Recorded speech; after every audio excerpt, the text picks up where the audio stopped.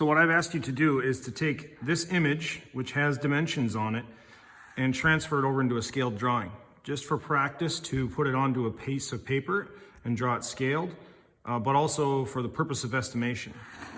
So normally you would go out to the site and you would actually measure this length with a tape measure, and you would have to sketch out dimensions that may not be exactly proportional. I might draw a line here and say this is 23 feet, and I might measure the sidewalk here and say, okay, this is 5 feet. They look relatively proportional. Realistically, this should be 5 times longer, right? This is where a scaled drawing comes in. So 23, 5, and then I've got 7 feet wide on the bottom until I get to this curb, so it's going to be a little bit wider. I have to figure out what I want to do here. And this is part of the idea of, are you going to design this to just be a straight L like this? Are you going to flare it over at some point? Are you going to run a straight line like this and connect it together? Whatever. This is your allowable variance. It's really what I wanted you to consider in design. But what I observed is that nobody even put an effort towards it. You have to put something out there, okay? You have to just give it a chance. You have to draw. You can't balk and say, nope, not doing it. Or you ask for help. But I heard none, no calls for help on where do I start on this. So here's where we start, with a blank slate of paper. We next have to determine our scale of how this is going to fit on the paper. If this is 23 feet, I can't make a 23-foot line. If I want to make it a 23-inch line and make it a 1:12 scale, or 1/12 of its actual size, I don't have 23 inches of paper here either. So I've got to make it smaller than that. 1:24 would mean that my line would be 11.5 inches long, because half of 23 is 11.5. That's still not going to fit on here. So let's do 1:48. 1:48. 1 unit on paper equals 48 units in real life. Another way to look at that is 1 square on paper equals 1 foot in real life, or that's like a 1/4 inch equals 1 foot. So 1/4 inch equals 1 foot. That's another way to say a 1:48 scale.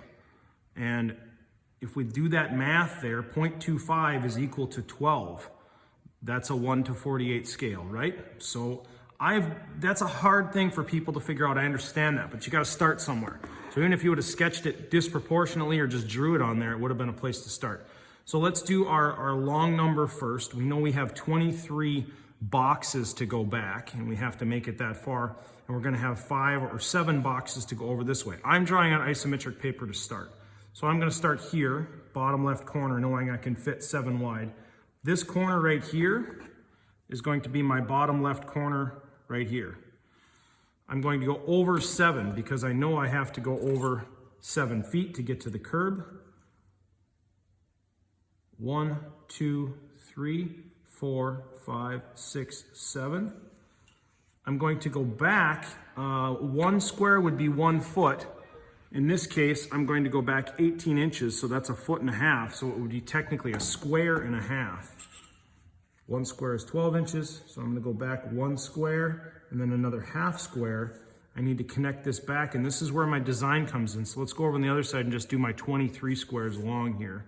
1, 2, 3, 4, 5, 6, 7, 8, 9, 10, 11, 12, 13, 14, 15, 16, 17, 18, 19, 20, 21, 22, 23 is the back corner of my proposed concrete area. I'll connect that together. Draw this over 5 squares.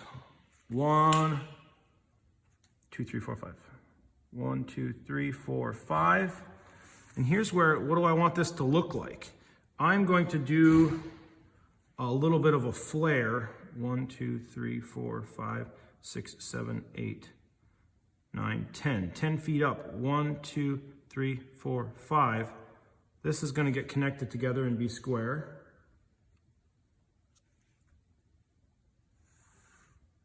This is going to go in an angle here over to the 10-foot mark. So that's my design. Now, to help you visualize this, I can show depth. This would be my 4-inch thick slab here. I drew a vertical line.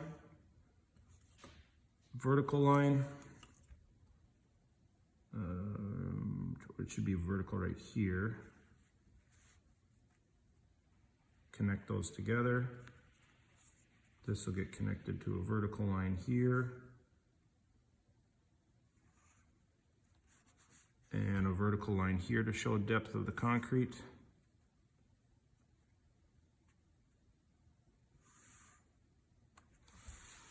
And that's my thickness of my slab. My existing parking lot goes off like this, so I could write existing over here, which would be this area right here. And then I could also draw in an extension this way and put existing here. Now, if I want to go back and put dimensions, 5 foot, I can put an extension line off of here, dimension line. This is 23 foot. I'll use a ruler, make it look nicer.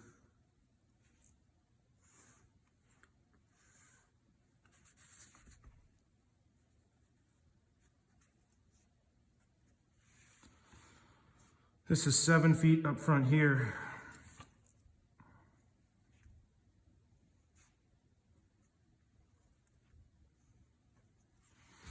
Okay, calculating this volumetrically, length times width to calculate surface area. 23 times 5, we don't have this pi piece here, we'll figure that out in a little bit. So let's just leave that separate. We've got a 5 foot wide by 23 foot run. 23 times 5 is 165 square feet.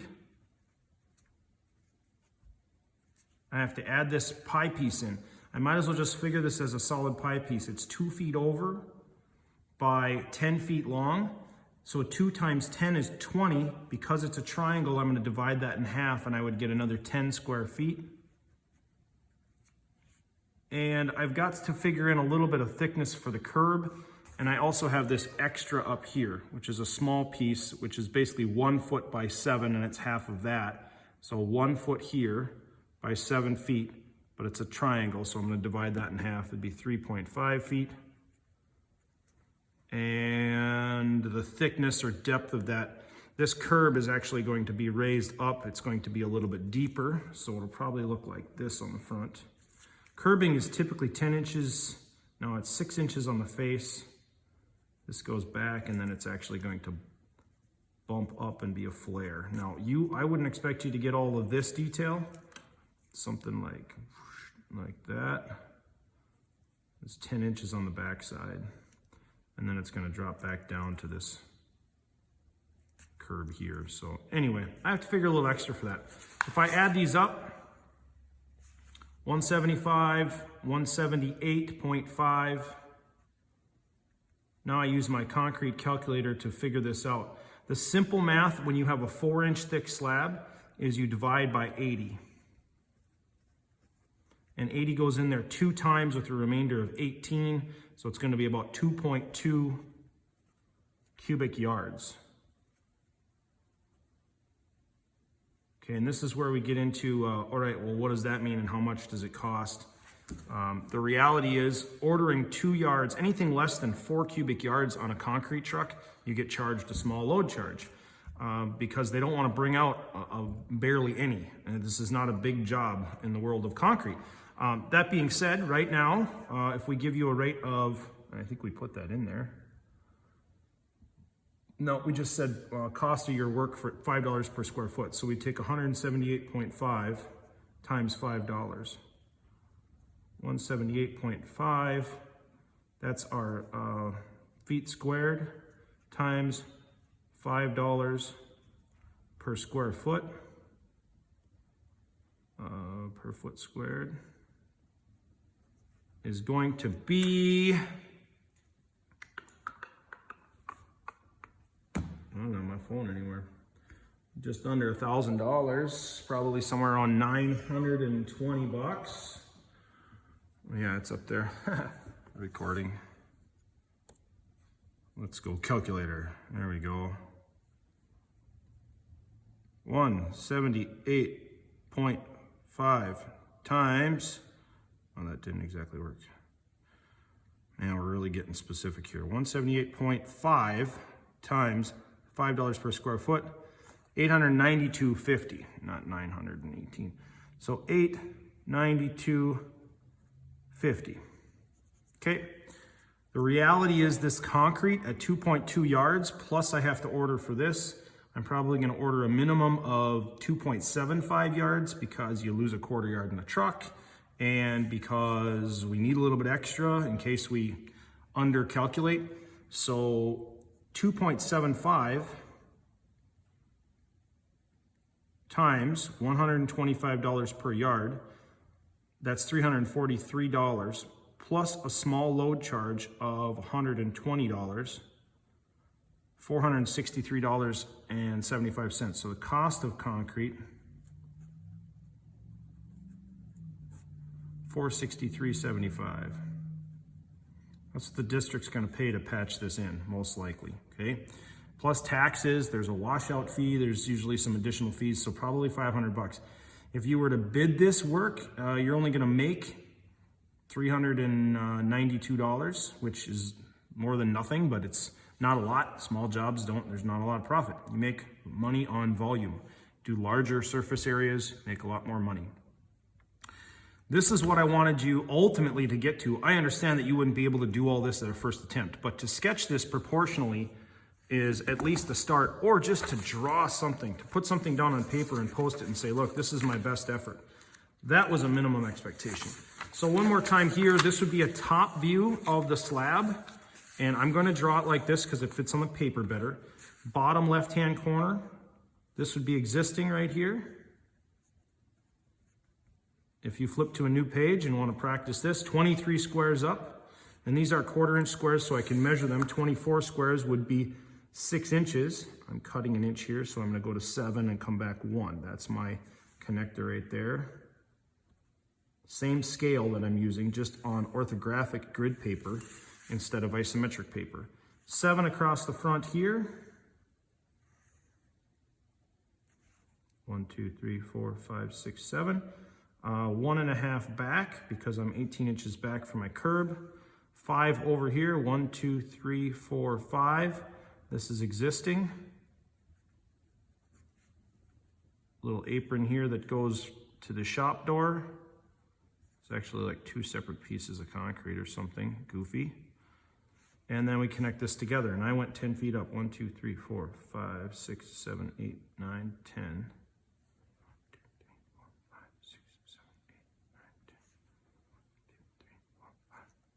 Here, connect that together, connect this together at an angle. So this is my top view looking down on this. This is existing curb going out this way. There's a big light post right here.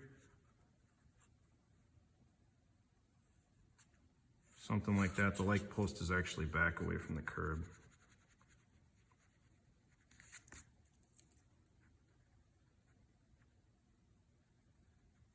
Something like that. 7, 23, 5. This would be 10 foot up here. That's a really dark line for an extension line.